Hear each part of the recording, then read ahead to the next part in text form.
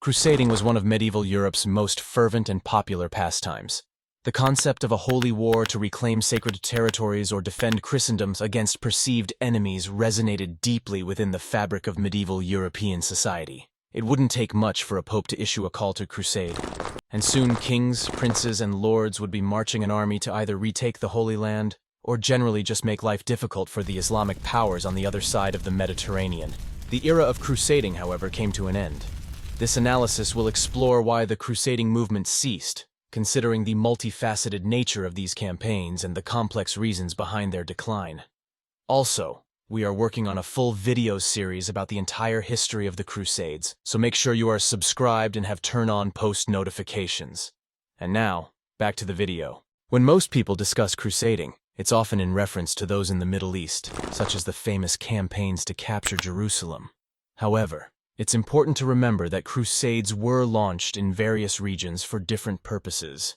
There were crusades against pagans in Northern and Eastern Europe, such as the Northern Crusades aimed at converting the Baltic peoples. The Iberian Peninsula saw the Reconquista, a series of campaigns by Christian states to reclaim territory from Muslim rule. Additionally, there were crusades directed against heretical movements within Europe, such as the Albigensian Crusade in southern France during the 13th century. The Northern Crusades, which began in the late 12th century, were aimed at converting the pagan tribes of the Baltic region. Initiated by the Pope, these crusades saw the involvement of the Teutonic Knights, a military order that played a crucial role in the Christianization of the Baltic. The conquest and conversion of these regions, including present-day Estonia, Latvia, and Lithuania, were driven by both religious zeal and the desire for territorial expansion. By the late 14th century, the Christianization of the Baltic was largely complete, reducing the need for further crusades in the region. In the Iberian Peninsula, the Reconquista spanned several centuries, culminating in 1492 with the fall of Granada, the last Muslim state in Spain. This long series of battles and campaigns effectively ended Muslim rule in Iberia, and with the Muslim presence extinguished, there was no longer a need for crusades in the region. The Christian victory in Iberia was celebrated as a monumental achievement, and the newly unified Spanish kingdom turned its focus towards exploration and expansion in the New World. The Crusades in the Middle East, which had begun with the First Crusade in 1096, came to an end in the late 13th century for several more complicated reasons. These crusades, initially successful in establishing the Crusader states, faced increasing resistance and military defeats over time. The first reason for the decline was the repeated military failures experienced by the Crusaders. The initial success of the First Crusade, culminating in the capture of Jerusalem, was followed by a series of less successful campaigns. The Second Crusade ended in failure, with the Crusaders unable to recapture the important city of Edessa. The Third Crusade, although led by prominent leaders such as Richard the Lionheart, failed to retake Jerusalem, resulting instead in a truce with Saladin. The later Crusades fared even worse. The Fourth Crusade famously diverted to Constantinople, where the Crusaders sacked the city, causing a deep rift between the Eastern Orthodox and Roman Catholic churches. The Fifth Crusade failed to capture Cairo, the key to controlling Egypt. Subsequent crusades, such as the Sixth Crusade led by Emperor Frederick II, achieved limited success through diplomacy rather than military might. The Seventh Crusade and the Eighth Crusade ended in disaster, further eroding the crusading fervor. Another reason for the decline was the shift in focus from the Levant to North Africa. As the Crusader states in the Holy Land became less tenable, crusading efforts were redirected towards the Muslim states in North Africa. These campaigns, however, were smaller in scale and often driven by the interests of individual kingdoms rather than a unified Christian endeavor. The Crusades in North Africa were more about trade and piracy, with less religious zeal and more pragmatic goals. One of the main reasons that formal crusading came to an end was the decline of papal authority. During the height of the Crusades, the Pope wielded significant influence, and his call to crusade was often heeded by European monarchs and nobles.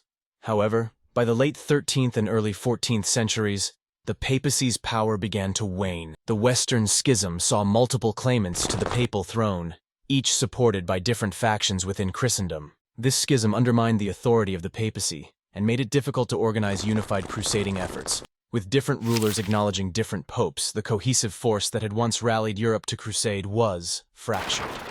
The Protestant Reformation in the 16th century dealt a further blow to the papacy's influence.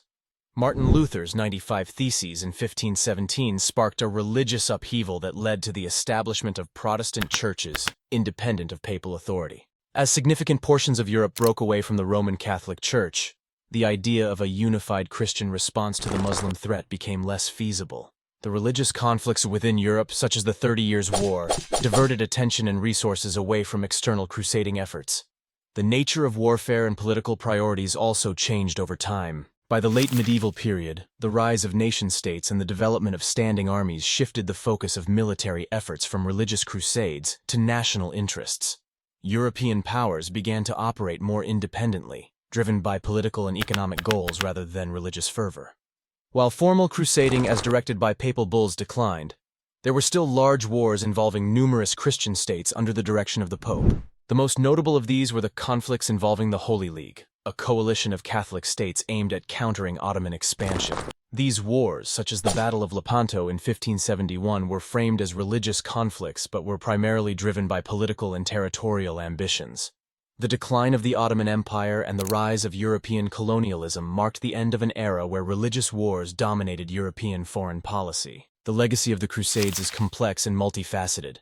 While they failed to establish lasting Christian dominion in the Holy Land, the Crusades had significant cultural, economic, and political impacts on Europe and the broader Mediterranean world. The Crusades facilitated cultural exchange and the transfer of knowledge between East and West. Crusaders brought back not only goods and wealth, but also ideas and technologies. The encounter with the sophisticated Islamic civilization led to the translation of Arabic texts into Latin, contributing to the European Renaissance. Advances in medicine, science, and philosophy were transmitted through the contact established during the Crusades. Economically, the Crusades stimulated trade and the growth of port cities. Venice, Genoa, and other Italian maritime republics capitalized on the demand for transportation and supplies for the Crusader armies. These cities became wealthy and powerful, playing crucial roles in the economic and political landscape of medieval Europe. Politically, the Crusades helped consolidate the power of European monarchs. The need to finance and organize large military expeditions led to the development of more centralized states. Additionally, the idea of a common Christian identity was reinforced, even as the papal authority that initially unified the crusading efforts eventually declined. Religiously, the Crusades left a legacy of hostility and division between Christianity and Islam. The memory of the Crusades influenced later interactions between the Western and Islamic worlds, contributing to a legacy of conflict and misunderstanding. Within Europe, the Crusades also led to increased persecution of Jews and other minority groups, as religious fervor often turned into intolerance and violence. In conclusion, the era of crusading came to an end due to a combination of military failures, shifts in focus, the decline of papal authority, changes in warfare and politics, and the rise of nation-states. While formal crusading as a unified Christian endeavor ceased, the legacy of the Crusades continued to shape the political, economic, and cultural landscape of Europe and the Mediterranean.